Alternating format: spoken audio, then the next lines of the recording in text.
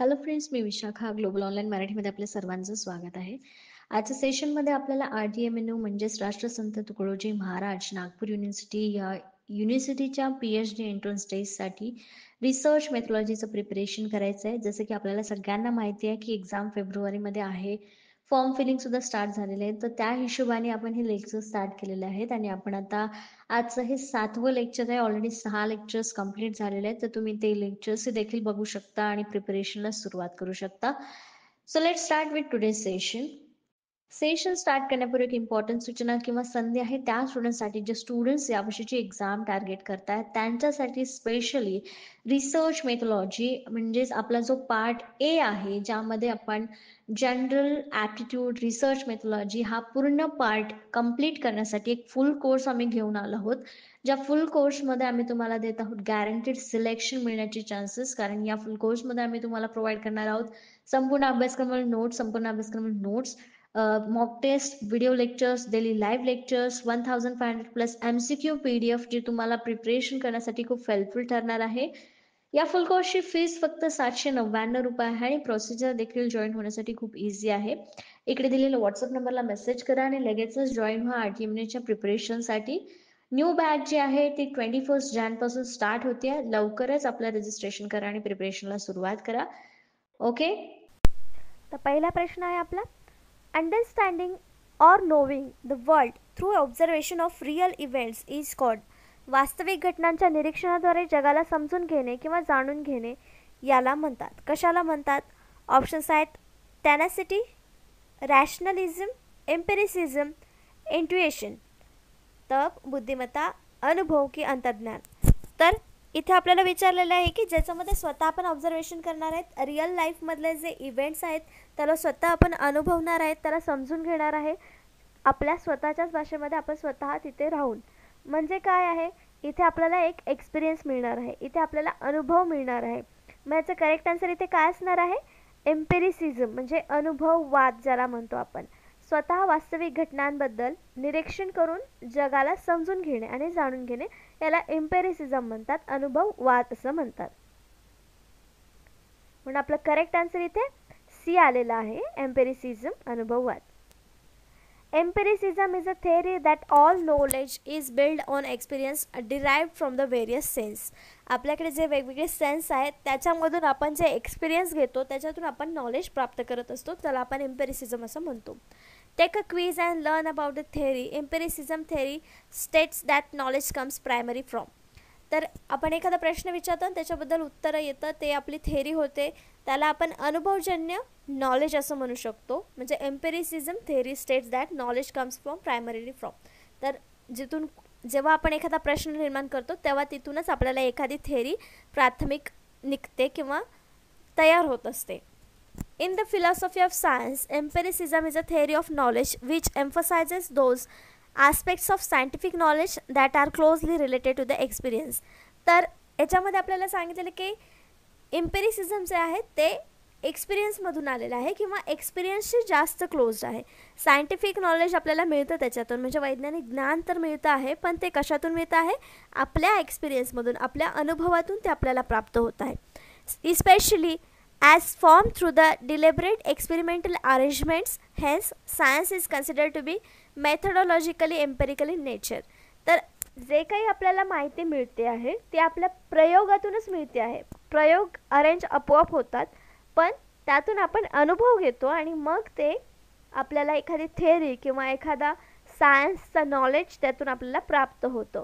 म्हणून आपण असं म्हणतो की विज्ञान हे एक पद्धती आहे, अनुभव, निसर्गातून अनुभव घेऊन शिकण्याची गोष्ट आहे, नॉलेज मिळवण्याची गोष्ट आहे.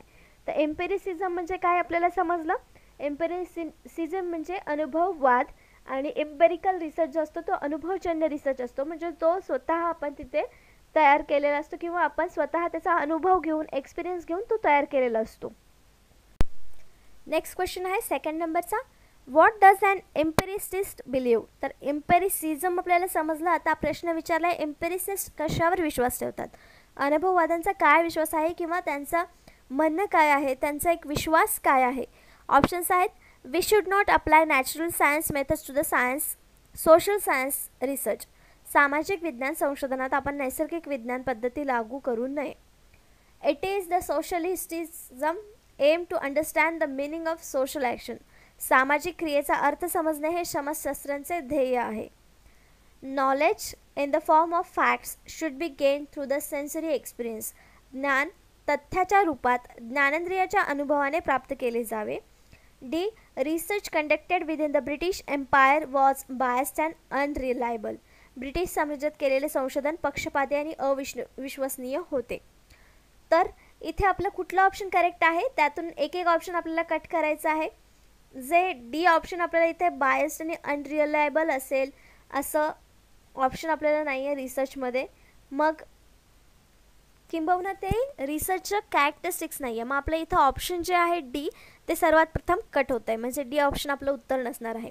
मग पुढचं काय विचारलेलं आहे की it is a sociologist aim to understand the meaning of social action. सामाजिक क्रियेचा अर्थ समजून घेणे हे समाजशास्त्राचं ध्येय आहे का? नाही. त्याचे आणखीन वेगवेगळे ध्येय आहेत. आणि हा अनुभववाद्यांचा विश्वास असणार आहे का? तर नाही. मग बी सुद्धा आपला ऑप्शन नसणार आहे. नेक्स्ट आहे ए, जे बोललेलं आहे की सामाजिक विज्ञान संशोधनात आपण नैसर्गिक विज्ञान पद्धती लागू करू नये. तर अशा प्रकारचा कुठलाही अनुभववाद्यांचा विश्वास नाही. तर ते दोन्हीही आपल्याला एकत्र करून कधी कधी नवीन नॉलेज मिळवण्यासाठी आपण ते वापरू शकतो. म्हणून असं न करणं हे देखील अनुभववादांचा विश्वास नाही. मग आपल्या इथे करेक्ट आन्सर काय असणार आहे? C. Knowledge in the form of fact should be gain through sensory experience. तर आपण जे बघितलं एम्पिरिसिझम काय आहे, तर ते एक्सपिरियन्समधूनच यायला पाहिजे, स्वतःच्या ऑब्झर्वेशनमधूनच यायला पाहिजे. मग अनुभववादांचा विश्वास काय असणार आहे इथे की आपल्या स्वतःच्या ज्ञानेंद्रियाच्या अनुभवाने प्राप्त केलं जावं. जे काही ज्ञान आपण मिळवणार आहे ते आपल्या अनुभवाने प्राप्त केलं जावं, हा अनुभववाद्यांचा विश्वास असणार आहे. Empiricism in philosophy, the view of all concept originate in experience. ते मागाशीच बघितलं आपण की एम्पिरिसिझम हे ओरिजिनेट कशातून होतं आहे? एक्सपिरियन्समधून, म्हणजे अनुभवातून ते उगम पावत आहे. That all concepts are about applicable to things that can be experience. हे कन्सेप्ट कशाशी लागू आहेत? ज्या गोष्टी आपण एक्सपिरियन्स करू शकतो, अनुभव करू शकतो, अनुभव घेऊ शकतो, त्या गोष्टींशीच हे रिलेट करतं. Or that all rationally acceptable beliefs or propositions are justifiable or knowledgeable only through experience. म्हणजे यातून ज्या काही बिलीफ्स, विश्वास, जे गोष्टी मिळतात आपण एक्सेप्ट करतो, त्या सगळ्या कशातल्या असणार आहेत? एक्सपिरियन्समधल्या असणार आहेत, अनुभवातून आलेल्या गोष्टी असणार आहेत. म्हणजेच अनुभव बेस, एम्पिरिसिझमचा अनुभवजन्याचा बेसच काय आहे? एक्सपिरियन्स, अनुभव. नेक्स्ट क्वेश्चन आहे 3rd नंबरचा. The importance of measurement in quantitative research is that. आपल्याला माहिती आहे रिसर्चमध्ये क्वांटिटेटिव्ह आणि क्वालिटेटिव्ह हे दोन प्रकार आहेत, म्हणजे दोन्हीला विरुद्ध किंवा वर्सेसमध्ये आपण त्याचा अभ्यास करतो, क्वांटिटेटिव्ह रिसर्च आणि क्वालिटेटिव्ह रिसर्च. तर क्वांटिटेटिव्ह रिसर्चमध्ये मोजण्याचं महत्त्व काय आहे, मेजरमेंटचं महत्त्व काय आहे ते आपल्याला सांगायचं आहे. ऑप्शन्स आहेत. It allows us to delineate fine difference between people and cases. हे आपल्याला लोक किंवा प्रकरणामध्ये चांगले फरक स्पष्ट करण्याची अनुमती देते. मोजमाप जिथं करायचं आहे, मेजरमेंट जिथं करायचं आहे, तेव्हा तिथे आपल्याला साधी लोक आणि केस स्टडीजसाठी केसेस जे आपण निवडणार आहे यामध्ये फरक करण्यासाठी मदत करतं मोजमाप. बरोबर आहे हे आपलं स्टेटमेंट. नेक्स्ट स्टेटमेंट आहे. It provides consistent device to yardsticks. हे एक सुसंगत डिव्हाइस किंवा यार्डस्टिक प्रदान करते. म्हणजेच आपल्याला एक मोजमाप करण्यासाठी एक डिव्हाइस प्राप्त करून देतं, युनिट देतं असं देखील आपण इथं म्हणू शकतो की एक मोजमाप करण्याचं माप देतं, मापदंड देतं असं आपण इथं म्हणू शकतो. It allows for precise estimates of degree of relationship between concepts. हे संकल्पनांमधील संबंधाच्या डिग्रीच्या अचूक अंदाजांना अनुमती देतं. आपलं सेकंड स्टेटमेंट पण बरोबर आहे की ते आपल्याला एक मापदंड देत आहे. मोजायचं महत्त्व म्हणजे ते आपल्याला कुठल्याही गोष्टीचं मोजमाप करण्यासाठी मापदंड देतं आहे. म्हणजे बी सुद्धा स्टेटमेंट आपल्या इथे करेक्ट असणार आहे. सी ऑप्शन काय म्हणते आपल्याला की हे संकल्पनांमधील संबंधाच्या डिग्रीच्या अचूक अंदाजांना अनुमती देते. ज्या काही संकल्पना आपण वाचणार आहोत किंवा नवीन संकल्पना पुढे येणार आहेत किंवा आपल्या रिसर्चमधून पुढे येणार आहेत त्यांना अंदाजांसाठी अनुमती देतं मोजमाप. मोजमापामध्ये आपण उदाहरणार्थ असं घेऊया की जेव्हा आपण 2 दिवसाचा कालावधी हे मोजमाप जर घेतलं तर तिथे आपल्याला अंदाज येतो की पुढच्या 2 दिवसामधला रिझल्ट हा असणार आहे. म्हणजे तिथं मोजमाप 2 दिवसाचं होतं. हे मोजमाप का महत्त्वाचं आहे क्वांटिटेटिव्ह रिसर्चमध्ये? तर या सगळ्या गोष्टींचा फायदा तिथे क्वांटिटेटिव्ह रिसर्चमध्ये होतो मेजरमेंटमुळे. मग आपल्या इथे करेक्ट आन्सर काय असणार आहे? D, all of the above. वरील सर्व गोष्टी ज्या आहेत त्या फायदा आहे त्याचा क्वांटिटेटिव्ह रिसर्चमध्ये किंवा त्याचा इम्पॉर्टन्स आहे मेजरमेंटचा क्वांटिटेटिव्ह रिसर्चमध्ये. The purpose of quantitative research is to generate knowledge and create understanding about the social world. तर क्वांटिटेटिव्ह रिसर्चचा मेन एम काय आहे किंवा त्याचं पर्पज काय आहे, हेतू काय आहे? तर माहिती निर्माण करणं, त्याच्यामध्ये समज निर्माण करणं, सोशल वर्ल्ड म्हणजे सामाजिक जग जे आहे त्याच्याबद्दल अंडरस्टँडिंग निर्माण करण्याचं काम किंवा हेतू जे आहे ते क्वांटिटेटिव्ह रिसर्चचा आहे. Quantitative research is use by social scientist म्हणजे सामाजिक शास्त्रज्ञ जे आहेत त्यांच्याद्वारे हे प्रकारचं रिसर्च वापरलं जातं. Including communication research, it to observe phenomena और occurrence affecting individuals. Social scientist are concern with the study of people. तर हे सोशल सायंटिस्ट कशाशी रिलेटेड असतात? तर लोकांच्या अभ्यासाशी रिलेटेड असतात. क्वांटिटेटिव्ह रिसर्चसुद्धा लोकांच्या इनडायरेक्टली रिसर्चशी रिलेटेड आहे. The author offers 3 reasons for our concern with measurement in research. Firstly, it allows us to delineate fine differences between cases or people. जे आपण म्हटलं की मेजरमेंटचा फायदा काय काय इथे आपल्याला सांगितलं की केसेस आणि पीपल या दोन्हीमधला फरक ओळखण्यासाठी मेजरमेंट आपल्याला आवश्यक असतं. General observation might be enough to detect extreme of opinion but measurement is needed for the more subtle variation that actually exist.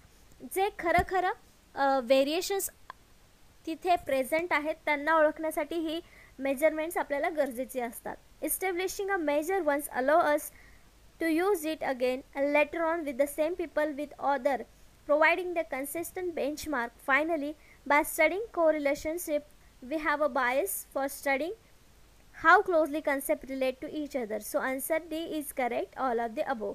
All of the above का करेक्ट आहे? इथं आपण सांगितलेलं आहे की लोक आणि केसेस हे ओळखण्यासाठी आपल्याला मेजरमेंट्स मदत करतात. नेक्स्ट क्वेश्चन 4 नंबर. Quantitative social researchers rarely claim to have establish causality because. परिणात्मक सामाजिक संशोधन जे आहे ते क्वचित कार्यकरण स्थापित केल्याचा दावा करतात. कारण म्हणजे तिथे कधीच कार्यकारण स्थापित होतं म्हणजे काम होतंय असं दावा करतात क्वांटिटेटिव्ह रिसर्चमध्ये. का असं होतं? याचे ऑप्शन्स आहेत. They are more concern with publishing the result of their reliability test. त्यांच्या विश्वासार्हतेच्या चाचण्यांचे निकाल प्रकाशित करण्यास ते अधिक संबंधित असतात. They do not believe that this is an appropriate goal to be strive for. प्रयत्नांची पराकाष्ठा करणे हे एक योग्य लक्ष्य आहे यावर त्यांचा विश्वास नाही. They keep forgetting which of the variables they have manipulated. त्यांनी बदल घडून आणलेले कुठलेही बदल ते विसरतच राहिलेत किंवा त्यांनी ते लक्षात ठेवले नाही आहेत. They tend to use cross sectional designs which produce only correlations. त्यांच्याकडे क्रॉस सेक्शनल डिझाईन वापरण्याची प्रवृत्ती आहे जी केवळ परस्पर संबंध तयार करत असतात. तर याच्यामध्ये करेक्ट आन्सर काय असणार आहे? म्हणजे कुठलं रिझन असू शकतं की ज्याच्यामध्ये कॅज्युअलिटी निर्माण होत असते क्वचितच, पण म्हणजेच कधी. त्याचं रिझन जे आहे ते आहे की they tend to use cross sectional design. याचं करेक्ट आन्सर आहे D. They tend to use cross sectional designs which produce only correlation. म्हणजे क्रॉस सेक्शन डिझाईनच हे क्वांटिटेटिव्ह रिसर्चमध्ये वापरले जातात आणि त्यामुळे त्याच्यामध्ये फक्त परस्पर संबंध तयार केला जातो. म्हणून त्याच्यामध्ये कुठल्याही प्रकारचा कार्यकरण नेहमी स्थापित होत नाही, तर क्वचितच तोच स्थापित केला जातो. तर आता बघूया आपण की क्रॉस सेक्शनल डिझाईन्स का उपयोगी ठरत नाहीत किंवा कार्यकरण स्थापित का करत नाहीत, क्वचितच का करतात. then experimental design allows us to test for causal connection between variables because of the one variable. तर एक्सपेरिमेंटल डिझाईनमध्येच आपल्याला हे टेस्ट करण्याची परमिशन मिळते कॅज्युअल कनेक्शन व्हेरिएबल्समधले, जे की आपल्याला क्वांटिटेटिव्ह सोशल रिसर्चमध्ये विचारलं होतं प्रश्नामध्ये, पण हे एक्सपेरिमेंटल डिझाईनमध्ये अलो केलं असतं. Because one of the variables that is independent or manipulated to track changes in other dependent variables. स्वतंत्र चल आणि अवलंबित चल असे दोन प्रकारचे चल असतात जे एक्सपेरिमेंटल डिझाईन्समध्ये असतात. कॉज आणि इफेक्ट्समध्ये ते काम करत असतात. However, the most social survey research uses cross sectional designs. तर क्वांटिटेटिव्ह रिसर्चमध्ये सोशल सर्वे रिसर्च येतात आणि त्याच्यामध्ये क्रॉस सेक्शनल डिझाईन्स हे मोस्टली यूज केले जातात. Where such manipulation is not possible. जसं एक्सपेरिमेंटल डिझाईन्समध्ये इंडिपेंडेंट व्हेरिएबल डिपेंडेंट व्हेरिएबलमध्ये मॅनिप्युलेशन होतं, ते क्रॉस सेक्शन डिझाईनमध्ये पॉसिबल नाही होत बहुतेक वेळा. Consequently degree of correlation between variables can be determined but causality remains interferential. तर काही घटकामध्ये काय होतं की व्हेरिएबल्स डिटरमाइन होतात पण त्यांची कॅज्युअलिटी निर्माण होत नाही किंवा तिथे जागा घेत नाही. If you give answer B, you should recognize that very few researchers are interested in mere description of things. They usually want to find out why things are the way they are so that they can be remade by replicated. Causality is an appropriate goal, simply difficult to achieve. तर casualty जी गोष्ट आहे, जे गोल आहे ते simply achieve होत नाही, ते difficult आहे. मग हे एक्सपेरिमेंटल डिझाईनमध्ये शक्य आहेत कारण तिथे जे व्हेरिएबल्स असतात ते एकमेकांना मॅनिप्युलेट करत असतात. पण क्रॉस सेक्शनल्समध्ये हे शक्य नसतं. म्हणून आपलं तिथे करेक्ट आन्सर जे आलं होतं ते डी आलं होतं की क्रॉस सेक्शनल डिझाईन्स तिथे यूज केली जाते, म्हणून तिथे कार्यकरण स्थापित क्वचितच होतं. नेक्स्ट क्वेश्चन आहे 5th नंबरचा.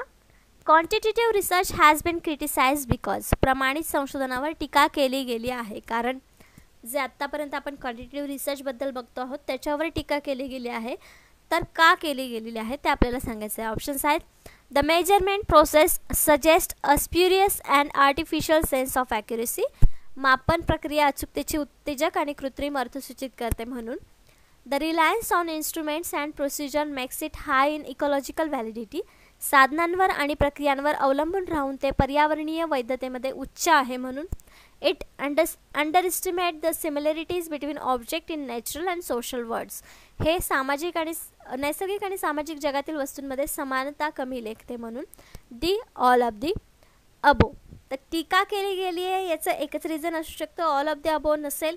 मग याचं करेक्ट आन्सर असणार आहे ते आहे A. The measurement process suggest a spurious and artificial sense of accuracy. तर क्वांटिटेटिव्ह रिसर्चमध्ये आपण बघितलं की आकड्यांची रिलेटेड जे रिसर्च केले जातात ते इथे येतात आणि आर्टिफिशियल सेन्स ऑफ ॲक्युरेसी याच्यामध्ये निर्माण होऊ शकते किंवा कृत्रिम अर्थ याच्यामध्ये आपल्याला सूचित होत असतात.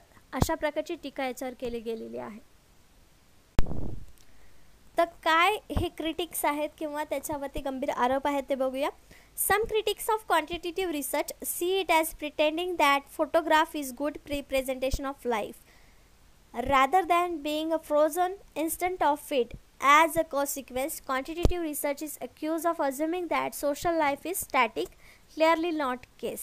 तर त्यांनी काय सांगितलेलं आहे, क्वांटिटेटिव्ह रिसर्चमध्ये फोटोग्राफ खूप छान लाईफचं दर्शन आपल्याला देतं किंवा रिप्रेझेंट करतं असं सांगितलेलं आहे. पण क्वांटिटेटिव्ह रिसर्चमध्ये हे काय म्हणतं की लाईफ जी आहे, सोशल लाईफ जी आहे ती स्टॅटिक आहे. सांख्यिकीय गोष्टी त्याच्यामध्ये असतात जे क्लिअरली बाहेर येत नसतात. अशा प्रकारची टीका ते करत आहेत आपल्याला क्वांटिटेटिव्ह रिसर्चमध्ये. Further more the ontological basis of this kind of research oblige the social science researchers to regard people in the same way that physical science researchers regard nature. Again, clearly there is a world of difference. नक्कीच तिथे difference असणार आहे, दोन्हीमध्ये same नसणार आहे.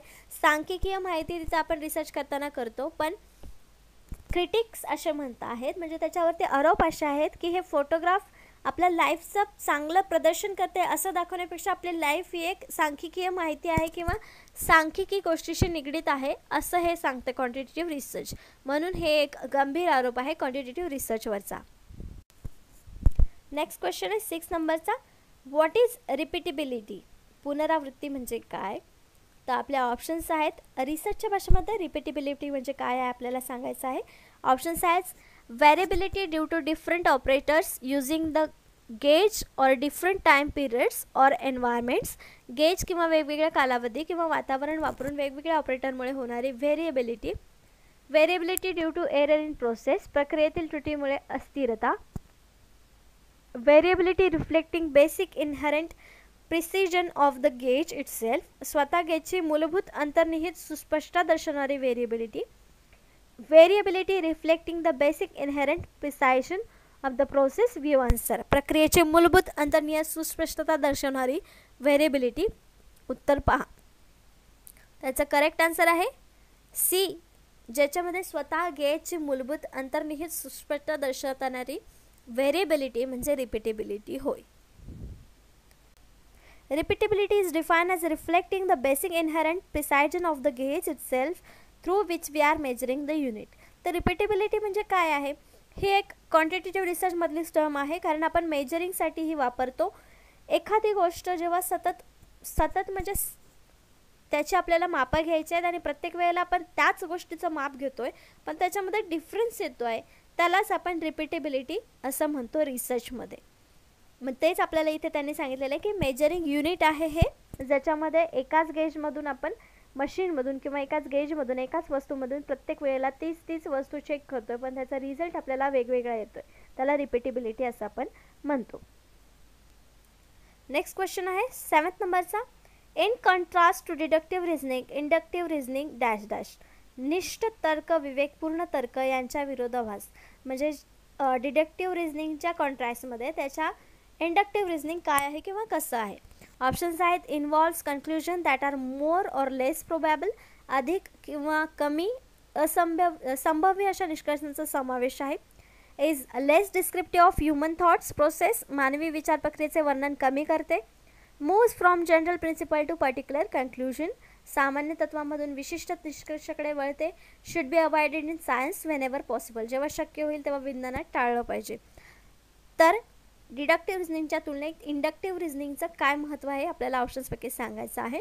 तर moves from general to principle हे deductive झालं. मग ते अवॉइड केलं पाहिजे, सायंटिफिक विज्ञानामध्ये टाळलं पाहिजे असं आहे का? नाही. मग सी आणि डी ऑप्शन्स आपल्या इथे कट झाले. Is less descriptive of human thoughts process हे मानवी विचार प्रक्रियेचे वर्णन कमी करतं असं आहे का? नाही, असंही नाही आहे. मग इथं आपलं एकच करेक्ट आन्सर असू शकतं, ते म्हणजे a involves conclusion that are more or less probable. अधिक किंवा कमी संभाव्य निष्कर्षांचा समावेश यामध्ये केला जातो इंडक्टिव्ह रिझनिंगमध्ये. मग आपलं करेक्ट आन्सर ए आलेला आहे. तर आपल्याला इथे इंडक्टिव्ह रिझनिंग आणि डिडक्टिव्ह रिझनिंग नेमकं काय आहे ते आपल्याला बघायचं आहे आणि दोन्हीमधला फरक देखील इथे आपल्याला समजेल. Someone who uses inductive reasoning makes specific observation and then draw a general conclusion. तर इंडक्टिव्ह रिझनिंगमध्ये काय आहे? स्पेसिफिक ऑब्झर्वेशन केलं जातं, त्याच्यावरून जनरल कन्क्लुजन आपण काढत असतो.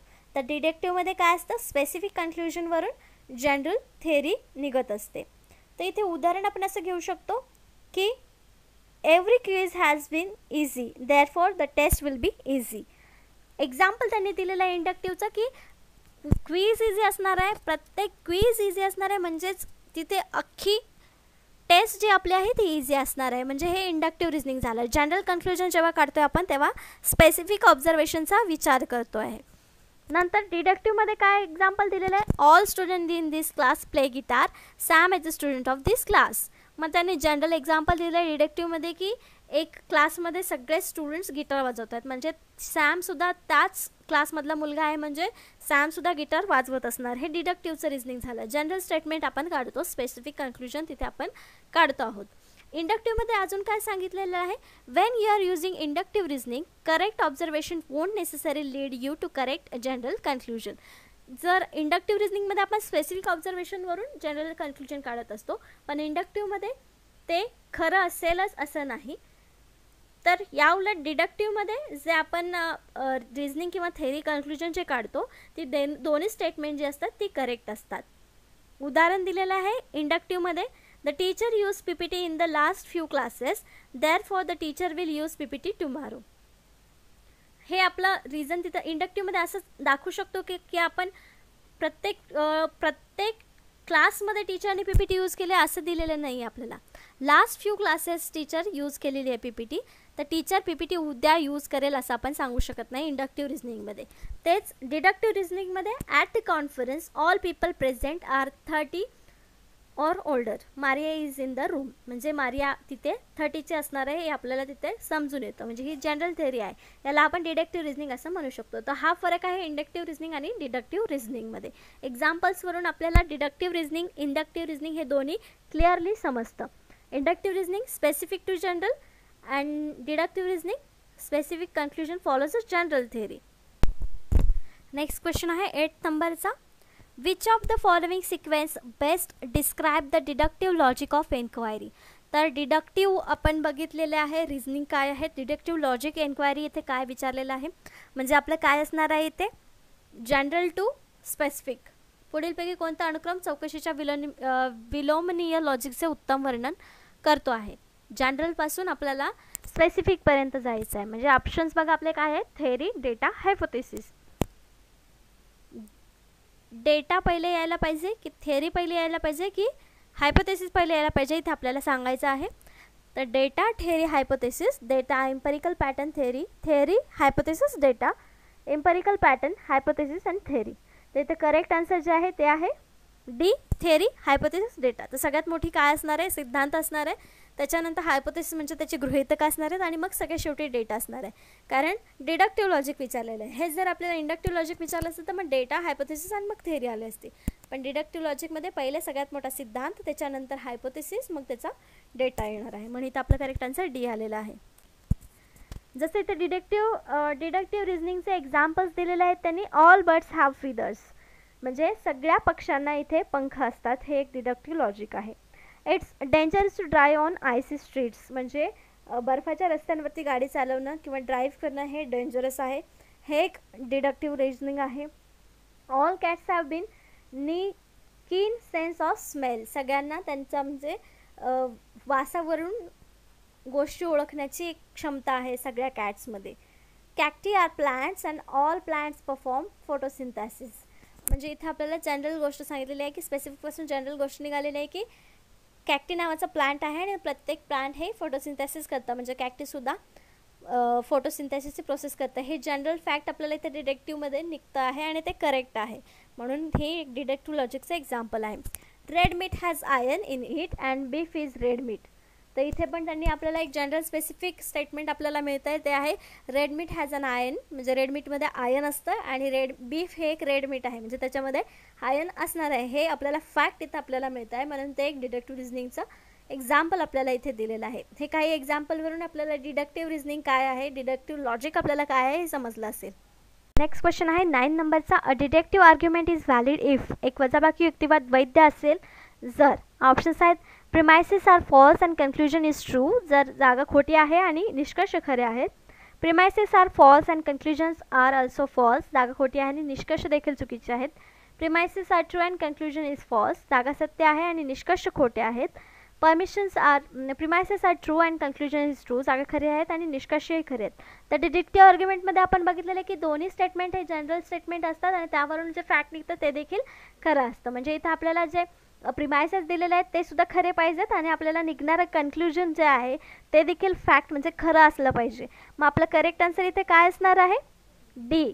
डिडक्टिव्ह आर्ग्युमेंट इज व्हॅलिड, म्हणजे डिडक्टिव्ह आर्ग्युमेंट कधी असेल तिथे जागा कधी घेईल, तर हे आपला ऑप्शन आहे. Premises are true and conclusions is true, दोन्ही असेल तेव्हाच तिथं डिडक्टिव्ह आर्ग्युमेंट प्लेस घेणार आहे.